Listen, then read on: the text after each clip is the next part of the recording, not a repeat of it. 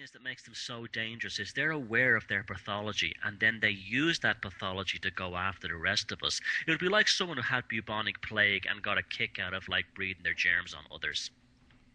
Well, how? I mean, what is kind of the chronology of dealing with a psychopath? I mean, how do they find a way to kind of infiltrate your life, and then where might it go from there? Well, the first thing is they'll identify you as a potential target. Suppose that could be anything. You could be good looking, you could have a bit of money, you could just be something as simple as having a place for them to live because they've nowhere to live and don't want to pay rent. The first thing they'll do is they'll have a whole range of targets that they'll be potential targets they'll be checking out, and then they will find the one that gives them the best benefits with the least amount of work because they're fundamentally lazy. And suppose, you were a woman who, say, just divorced or you've just been widowed. Well, you'd be very tempted to a male psychopath because, first of all, you'd be lonely and you would have a place to live, and there may even be an insurance payoff. So there he's looking at three things: money, sex, and a roof over his head. And he would then start to engage this person as a friend at first and start to know her triggers. He may find out that their husband died of cancer, and he'll probably make up a story about, oh, my mother died of cancer, my sister died of cancer, I nursed them on their deathbed.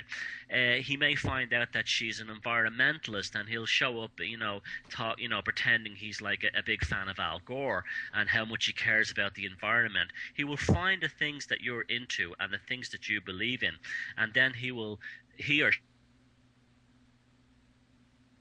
upon that, and they will look for aspects in your life that are missing. If you didn't have a father figure when you were growing up, they will become that father figure.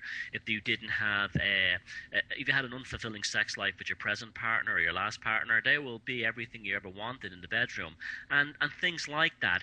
And they will also flatter you. They will do things like flattery. If you're insecure about your looks, say you're a little bit overweight, they'll tell you that you're absolutely stunning and beautiful, and it's all a lie. It's all to get you to break down your guard and trust them. And once they're in there, it's almost like they bore into your psyche, and eventually they begin to starting to replace your personality with theirs. Ultimately, you will become a sort of a mind control slave in the personal sense, in terms of your own intellect and psyche, until they'll start doing things like changing your sense of reality around you, lying when you know that what they're saying is not true, but they'll say it in such a way you'll start to doubt your own sanity. This is called gaslighting.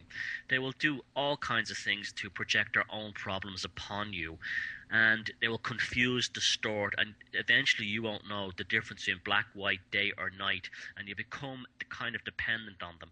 And when it reaches that stage, you're then a slave.